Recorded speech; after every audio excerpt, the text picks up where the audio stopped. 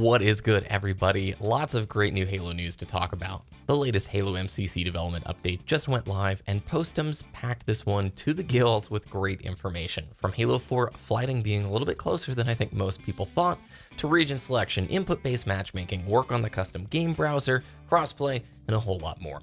I'm going to highlight the things that really stand out to me, but that is not the full story. If you want the entire breakdown on the update, check the link in the description below to go read through it yourself. It's huge. I do want to start with input-based matchmaking because I know that's a big point for many of the people in my audience. So Dana Jurpak gave a really great explanation showing how they're going to be implementing input-based matchmaking. It's pretty close to being ready for a flight.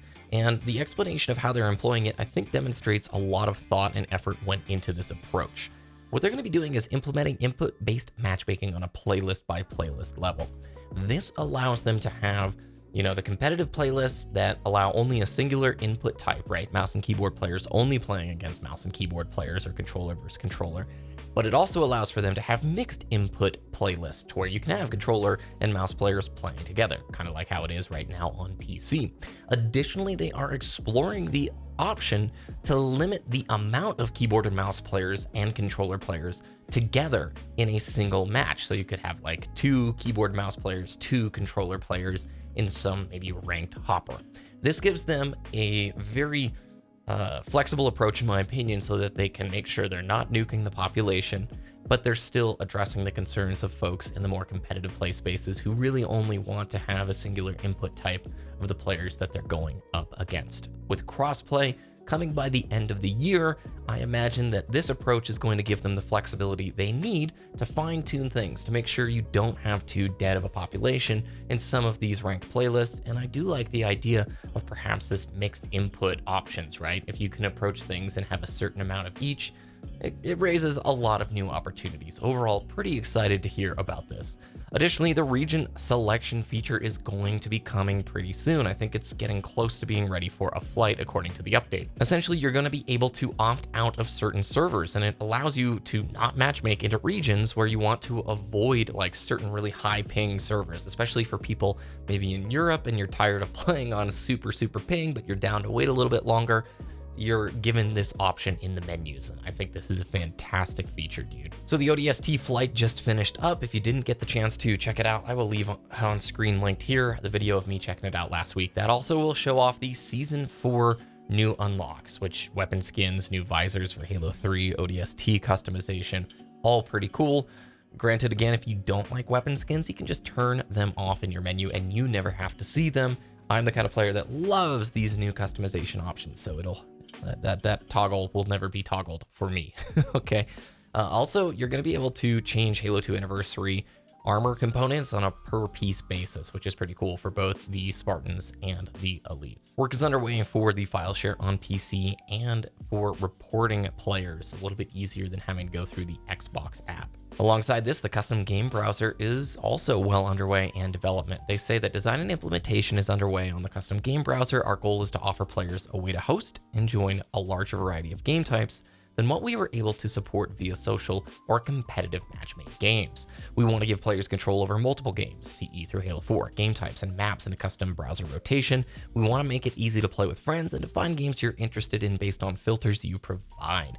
We want to provide a detailed browsing experience. We also need to make some adjustments to the core Halo multiplayer flow for custom game browser, so players spend less time in the UI and more time in maps. Our plan is to get a version of this feature up and running and into our flighting rings for feedback. We will have more details and examples of the UI flow to show in the near future. If you haven't played Halo 5, it has a really good custom game browser in it, so I have complete faith that what they bring to MCC is going to deliver. And again, I love this iterative approach to where gather feedback, improve on it over time. Jumping around, apparently Halo 4 is pretty close to flighting. They're putting those flight plans together and they're in the major bug fixing phase of its development. Pretty excited about this. I do think that Halo 4 BTB is a ridiculously good time. I am a little concerned. I think the game's going to be so laser beam on PC that the meta is going to be unique, but I had a ton of fun with Halo 4 BTB back in the day. Even though this game gets a bad rep, it had a fun social component to it, in my opinion. If you watched last month's update, I kind of lost my marbles hearing that crossplay was slated by the end of the year. We get a slight update hearing that good progress is being made and that they hope to have this into flight soon. Overall, very encouraging update. If you haven't sort of been along for the ride with MCC this year, man, it has grown and changed a bunch.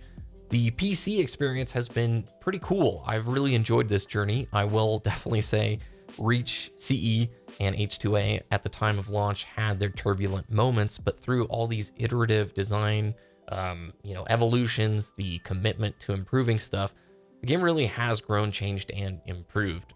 And Halo 3 was an awesome PC port that I think has done a lot of good here.